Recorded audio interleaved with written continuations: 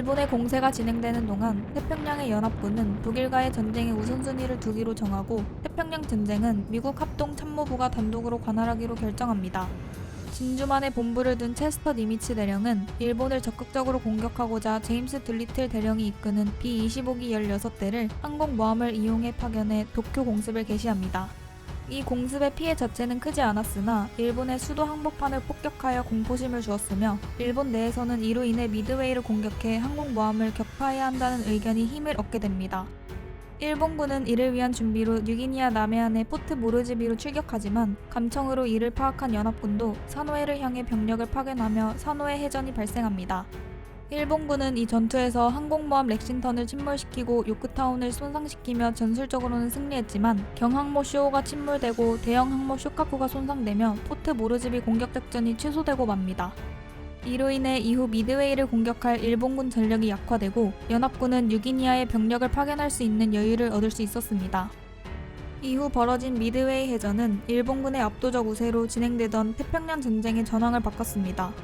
아모 해독으로 일본군의 미드웨이 공격 계획을 파악한 니미츠는 남은 전력을 총동원해 미드웨이를 수비하며 손상된 요크타운도 3일 만에 수리를 마치고 파견됩니다.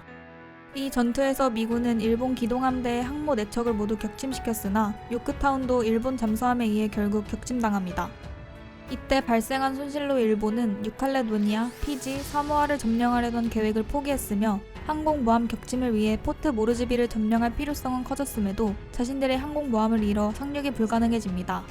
1942년 미드웨이 해전에서 승리한 미국은 뉴기니아와 솔로몬 제도의 공격에 나섭니다. 일본군이 솔로몬 제도의 남쪽 과달카날 섬에 활주로를 가설 중이라는 정보를 입수한 미군은 과달카날 섬을 포함한 솔로몬 제도 남부 섬들을 탈환하기 위한 작전을 시작합니다. 미군의 계획은 해병대를 과달카날 섬에 상륙시킨 후 메가더가 지휘하는 부대가 파푸아 북쪽 해안의 분하로 진출해 라비울 탈환을 위한 활주로를 건설하는 것이었으나 일본군이 먼저 분하에 상륙하며 수포로 돌아갑니다. 하지만 막상 미 해병대가 과달카날 섬에 상륙하여 활주로를 점령하자 전황은 일본에게 불리하게 돌아갑니다. 일본군은 라비울 기지에 남아있던 비행기로 미군을 공격하고 사보섬 전투에서 승리하나 과달카날 섬 상륙에는 실패하고 지상부대의 핸더슨 비행장 공격도 실패합니다. 이 때문에 일본군은 과달카날 섬으로 병력을 계속 상륙시키며 소모전이 지속됩니다.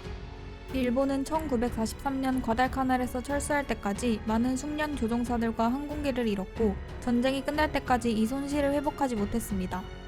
이 손실로 인해 전쟁 말기 정밀한 항공 공격이 불가능해지자 자살 특공에 투자된 자원을 늘리게 되었다는 분석도 있습니다. 게다가 연합군의 아모 해독가들이 일본의 야마모토 제독의 행선지를 해독해 제독이 탄 비행기를 격추하며 일본의 전쟁 능력에 타격을 입힙니다. 미군은 이후 리비울 점령을 위해 과달카날에서 리비울을 향해 북상하며 솔로몬 제도 북부의 북원비를 점령하는 동시에 뉴기니아의 후온 반도와 뉴브리튼 섬의 서쪽 끝을 탈환하는 작전을 수립합니다. 정글에서의 전투에 익숙해진 미군과 오스트리엘리아군은 연승을 거듭하며 진격에 성공하고 일본군은 여러 차례 기습을 성공시켰으나 대규모 폭격의 위험성 경시와 작전 유연성의 부족을 극복하지 못하고 점점 제해권을 잃습니다.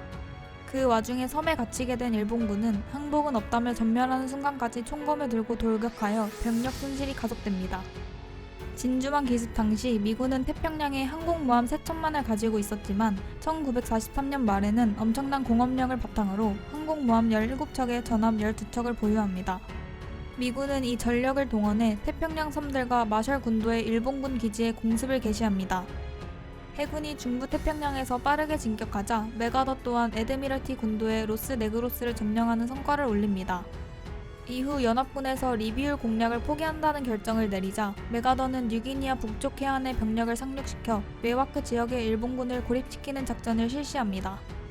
작전이 진행되는 동안 부족한 물자에도 불구하고 항공모함의 지원 없이 가는 곳마다 비행장을 건설해 다음 상륙을 지원할 공군 기지를 마련하는 방식으로 3개월 동안 1400km 이상을 진격하는 성과를 거둡니다.